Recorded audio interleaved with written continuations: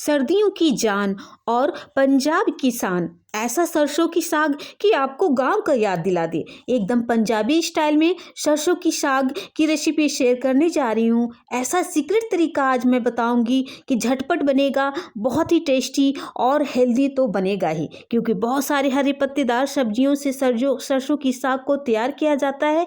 यकीन मानिए, बिल्कुल ऑथेंटिक सरसों साग का स्वाद घर में मिलेगा आसानी से। सरसों का साग बनाए बिना नहीं रह पाएंगे जब आप इस वीडियो की रेसिपी देखेंगे। तो हेलो फ्रेंड्स, नमस्ते, सत श्री अकाल। मैं रिंकी मदर किचन रेसिपी में स्वागत है।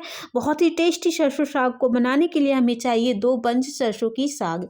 तो इस तरह से छोटे छोटे पत्तों वाले साग आप ले, हरे पत्तेदार हों, जो बिल्कुल डंठल मोटे ना हो और सॉफ्ट होने चाहिए इसके डंठल।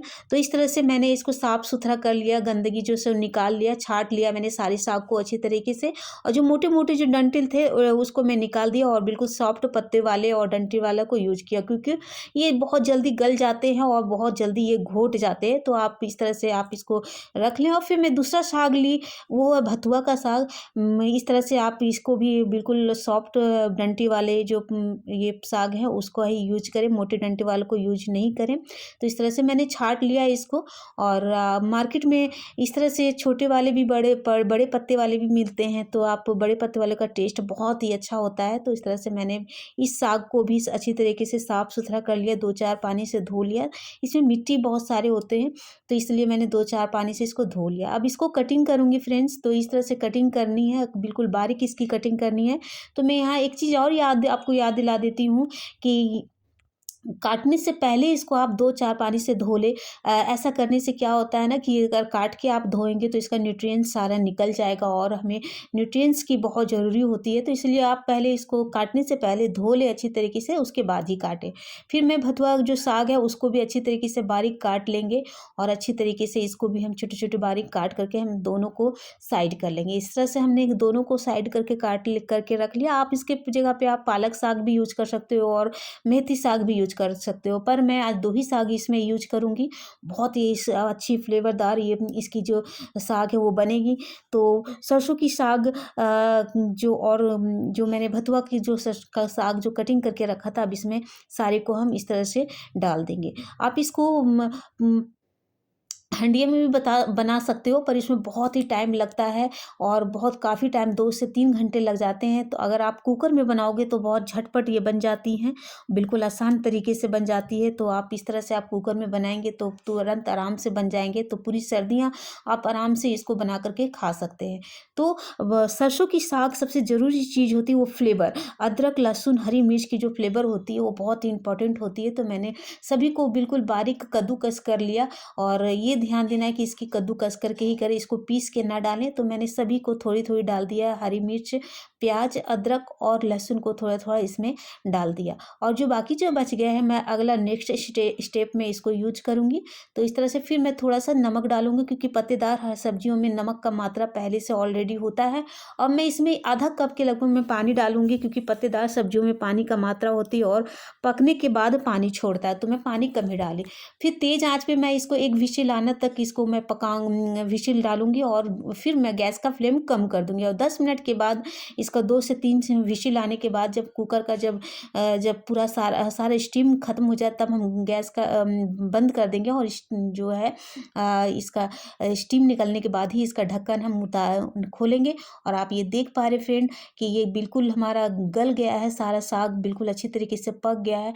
आप कलछी के हेल्प से भी इसको घोट सकते हो, और नहीं तो घोटनी जो आपके पास है तो आप उससे भी घोट सकते हो। बिल्कुल ट्रेडिशनल तरीके से आप इसको बना सकते हो। पर आप झटपट बनाने के लिए आप इसको ये बनाना चाहते हो तो आप इसको मिक्सी के जार में हम इसको डाल करके अच्छी तरीके से बारीक हम पीस लेंगे।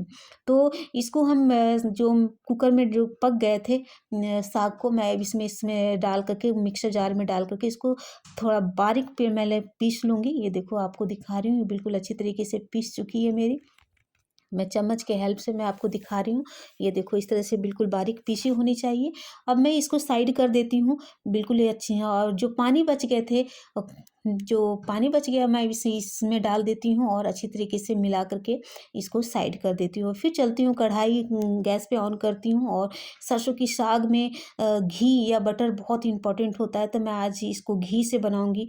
ऐसे पंजाब में पंजाबी लोग इसको घी से पत्तेदार सब्जियों को छौंकते तो उसका टेस्ट बहुत ही उभर करके आता है। फिर लहसुन अदरक जो बच गए थे हमारे मसाले, उसको अच्छी तरीके से हम इसको भून लेंगे। जब ये गोल्डन ब्राउन हो जाए उसके बाद में खड़ी लाल मिर्च जो है, सूखी लाल मिर्च तब डालूँगी। अगर मैं पहले डाल देती तो इसका काला पड़ जाता, और अगर अब हम बाद में डालेंगे तो इसका कलर उसी तरह से मेंटेन रहेगा, बिल्कुल काला नहीं पड़ेगा। फिर मैं जब अच्छी तरीके से सारे मसाले भून गए, तब मैं इसमें प्याज जो बारीक काट के रखा था, अब इसमें डाल करके इसको भी अच्छी तरीके से हम भून लेंगे। इन सभी मसालों की खुशबू बहुत ही अच्छी आती है। अ, सरसों की साग में सबसे ज़रूरी चीज़ होती है, वो फ्लेवर जो होती है वो अदरक, लहसुन और हरी मिर्च की होती है, और प्याज की जो होती है वो बहुत ही टेस्टी लगता है। तो इस तरह से सभी मसालों को हम अच्छी तरीके से भून लेंगे। उसके बाद में एक छोटा मीडियम साइज़ में हम टमाटर बिल्कुल बारीक काट करके इसमें हम डाल देंगे, इस तरह से डाल देंगे। तो फ्रेंड्स, यहाँ मैं आपको याद दिला देती हूँ कि हमारी ये रेसिपी आप लोगों को कैसी लग रही है, कमेंट बॉक्स पे लिख के हमें ज़रूर बताएं। यदि आपको अच्छी लगती है तो लाइक करें। यदि आप फेसबुक पे देख रहे हो तो हमारे पेज को फॉलो कर सकते हैं। यदि यूट्यूब पे देख रहे हो तो मेरे चैनल को सब्सक्राइब करें, इसी के साथ बेल आइकन को ज़रूर दबाएं। तभी आपको फ़ोन की घंटी बजेगी, हमारी कोई न्यू रेसिपी की वीडियो आएगी। तो इस तरह से चलाते हुए हम इसको चलाएंगे अच्छी तरीके से। अगर आपकी कढ़ाई में सट रही हो तो आप थोड़ा गर्म पानी ही डालें। गर्म पानी डालने से हमारा जो ये मसाले जो हैं वो मेंटेन रहेगी, ठंडे पानी आप यूज नहीं करें। तो इस तरह से सारे मसाले हमारे बिल्कुल गल गए हैं। तो इस तरह से आप चलाते रहें इसको कंटिन्यू, बहुत ही अच्छी फ्लेवर आती है इससे, बहुत अच्छी खुशबू आ रही है इससे। तो फिर जो हमने पीस करके रखा था साग को, अब हम इसमें सारे को हम इसमें ट्रांसफ़र कर देंगे और इसको हम अच्छी तरीके से चलाएंगे। ये देखो इस तरह से हम सारे इसमें जार से जितने भी थे सारे इसमें डाल दे रही हूँ और इसको अच्छी तरीके से हम चला देंगे। इस तरह से चलाते हुए अब मैं दूसरा ट्रिक बता रही हूँ फ्रेंड्स। मैं इसमें मक्का का आटा लिया है, और पीली वाली मक्के का आटा आप यूज करें, और थोड़ा सा पानी डाल के पहले इसको अच्छी तरीके से घोल लें। अगर आपके पास मक्के का आटा नहीं है तो आप इसके जगह पे बेसन भी यूज कर सकते हैं, आप गेहूं के आटा का भी यूज कर सकते हैं। तो इस तरह से चला करके उसके बाद थोड़ी सी साग इसमें डाल करके हम इसको अच्छी तरीके से चला लेंगे। आप डायरेक्ट इसको नहीं डालें, डायरेक्ट डालने से लम्स इसमें आ जाते हैं साग में, और हमें चलाने में और घोटने में बहुत ही प्रॉब्लम होता है। तो आप पहले अलग से कटोरी में इसमें घोल करके अच्छे से घोल लेंगे, और थोड़ी सी साग जो है उसमें हम डाल के अच्छी तरह से घोल करके उसके बाद हम इसमें डालेंगे, और कंटिन्यू इसको अच्छी तरीके से चलाने हैं। इससे क्या होता है, साग में बैंडिंग आती है और बहुत ही अच्छी इसका टेक्सचर आता है। बैंडिंग के कारण ही बहुत ही अच्छी सरसों की साग अच्छी लगती है। तो बहुत ही मस्ट है ये, और ये ट्रिक ज़रूर आप अपनाएं। तो इस तरह से इसको हम चलाते हुए जाएंगे, और गैस का फ्लेम ऑन रहना चाहिए फ्रेंड, और इसको अच्छी तरीके से हम चलाएंगे। आप देख पा रहे हैं इसकी कंसिस्टेंसी कितनी अच्छी है। तो आप इस तरह से कंटिन्यू चला, जब तक ये अच्छी तरीके से उसका फ्लेवर ना आ जाए तब तक इसको हम चलाते रहेंगे। थोड़ी गाढ़ी हो जाएगी तब तक हम इसको चलाते रहेंगे। अगर आपको पतली चाहिए तो आप थोड़ी सी गर्म पानी डाल करके आप इसको पतली कर सकते हैं। ये ध्यान देना है कि पानी गर्म ही होना चाहिए। और इस तरह से मेरी ये कंप्लीट हो गई है और बिल्कुल रेडी हो गई है। अब मैं गैस का फ्लेम बंद कर देती हूँ फ्रेंड। ये बिल्कुल कंप्लीट हो गई है। आप देख पा रहे हैं कि किस तरह से इसका पेस्ट होना चाहिए। तो ये बिल्कुल रेडी है। अब मैं कलछी के हेल्प से उठा करके दिखा रही हूँ फ्रेंड्स। ये बिल्कुल हमारी पक करके तैयार हो गई है, बहुत अच्छी खुशबू आ रही है इससे। अब इसमें एक ट्रिक और मैं बता रही हूँ, थर्ड ट्रिक मैं बता रही हूँ फ्रेंड्स, कि छौंक जो बहुत इंपॉर्टेंट होता है, बहुत ही अच्छी लगती है। छौंक के बिना तो सरसों की साग अधूरी है। और मैं इसमें 3 बड़ा चम्मच मैं इसमें घी डालूंगी, या आप इसके जगह पे बटर भी डाल सकते हैं। इसकी जो खुशबू बहुत ही अच्छी आती है सरसों की साग में, तो बहुत इंपॉर्टेंट होता है घी। और मैं हरी मिर्च, अदरक के स्लाइस और कुछ सूखी लाल मिर्च डाल करके इसको अच्छी तरीके से हम चला लेंगे, थोड़ी फ्राई कर लेंगे। अब जो फ्राई करके इसमें हम डाल देंगे ये तड़का, बहुत इंपॉर्टेंट होता है फ्रेंड्स, जिससे फ्लेवर बहुत ही अच्छा आता है। ऑसम, सुपर्ब, बहुत ही अच्छी खुशबू आ रही है इससे। तो इस तरह से अब हम चलते हैं इसको गर्मा-गर्म सर्व करने के लिए। तो ये बिल्कुल रेडी है। तो फ्रेंड्स ये बहुत ही टेस्टी और बहुत ही यम्मी बनता है इस तरह से साग। तो ये हमारी बिल्कुल रेडी है। इस तरह से आप सर्व कर सकते हैं।